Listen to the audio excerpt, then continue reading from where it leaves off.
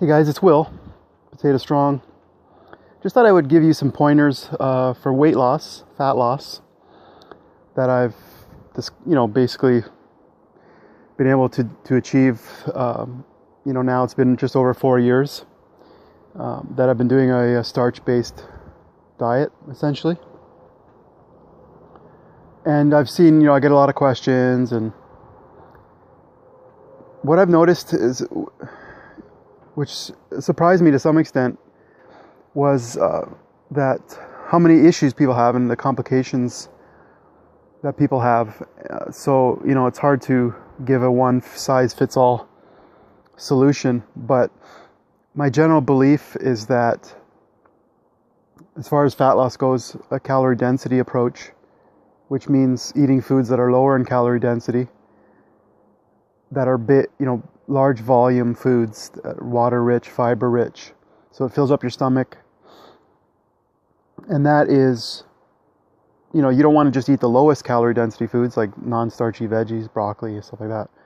So the kind of happy medium, the maximum, to make it probably the most easy, would be to go up to something in the range of potatoes and beans, 500-600 calories a pound type of stuff.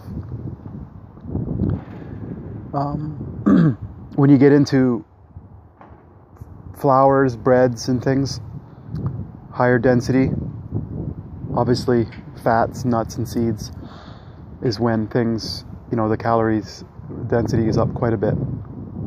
I still eat a mixture of things. I've changed what I've eaten to some extent. Like, you get into little habits and patterns. Like, you might eat a lot of pasta.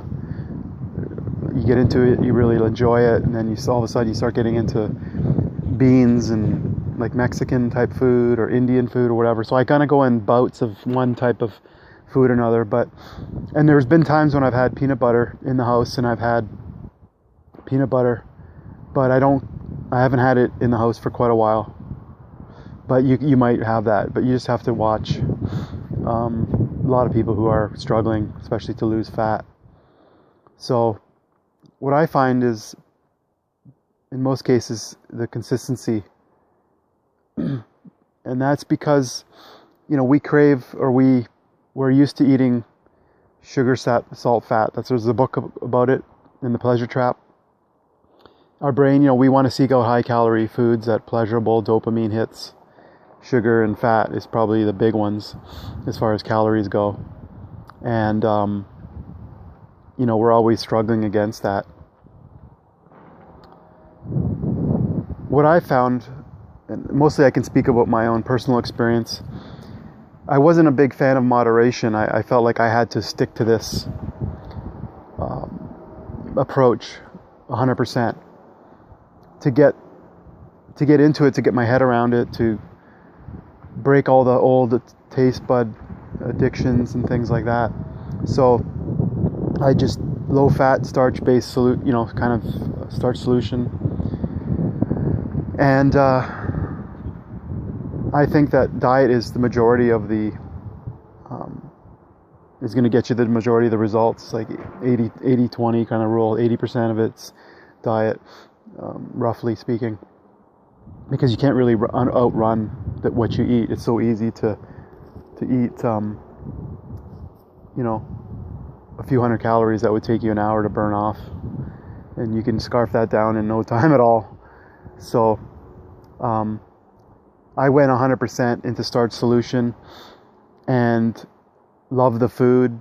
It's comfort food: mashed potatoes and gravy, baked fries, burgers, pizza, pasta. And I didn't restrict bread too much. Like, I didn't eat it like crazy, but I still had pizza, once a week.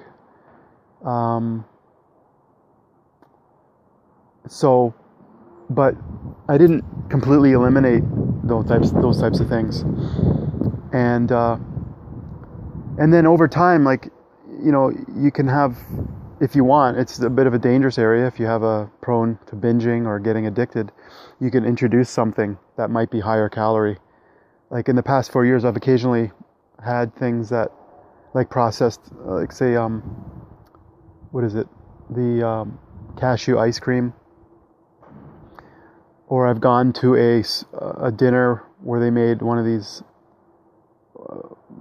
veggie sausages, and but it's just it was just once in a while added in. But if that caused me to go trigger and binge on ice cream every day, then definitely, you wouldn't want to be doing that. So there's a danger, like you lose the weight, you're totally motivated, you get to a maintenance position, and then you start adding in things that you maybe didn't eat before, and then the weight creeps up again. So that's the danger. That's what typically happens with dieting cycles. So it's an area I don't really talk about. I don't want to promote that at all because it's dangerous, and I think a lot of times people will go off the rails and introduce those foods back in. So that's the big one. You got to get into a plant-based diet, relatively low fat, whole foods, and stick to that and break all your habits of desserts and restaurant foods and all these high calorie foods. And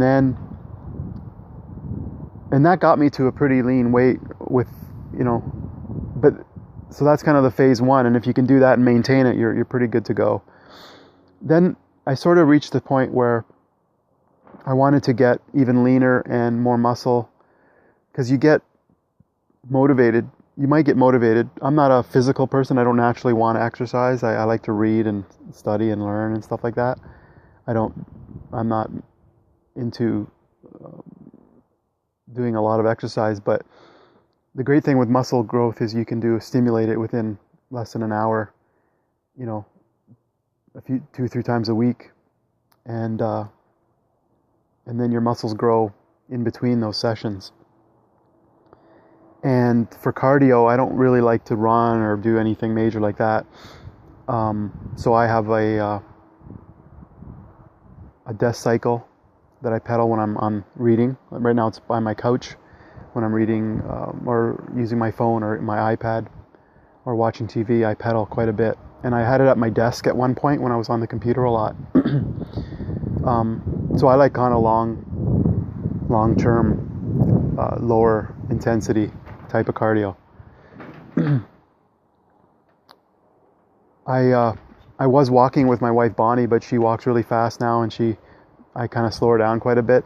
I don't like to walk by myself too much, although I can get a podcast, but I'd rather just read and pedal my bike. And over time, I have this death cycle that I increase the resistance to 5 or 6. It goes up to 8, and it's kind of a horizontal pedaling almost, like where you're like a, what do you call them? Recumbent bike almost.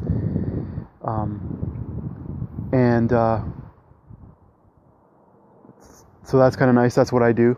The other thing I've played with is intermittent fasting, where I delay my first meal, breakfast, till noon or so. Could be earlier, could be 11, it could be pushed past 12. And that's just by waiting a bit longer and then eventually extending that, because I've done a few interviews with David Goldman, our registered dietitian, about this, but we kind of get used to eating at certain times and our body expects it, like breakfast, lunch, dinner. And so, if you delay your meal a bit, half an hour, and eventually you could probably push it. And it doesn't guarantee that you're going to lose fat or anything, but there's health benefits to it, keeping a longer period where you're not eating, like a fasting window, they call it. So when you go to bed at night, you might stop eating at 7 or 8 at night. You might not eat until 9 in the morning or 8 in the morning. So that's maybe 12 hours. But you can try to push that to maybe 16 hours. So 16, 8 hours of eating. Not constantly, but an 8-hour eating window.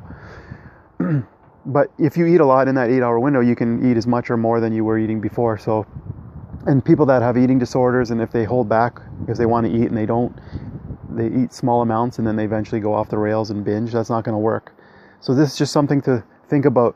And in my case, like I'm saying, it's kind of to get to that next level where you're pretty lean, but you really want to get leaner. There's other ways to do this. You can exercise a lot more, and you can eat more. There's people that eat a lot more calories than I do, and they're a lot more active as well.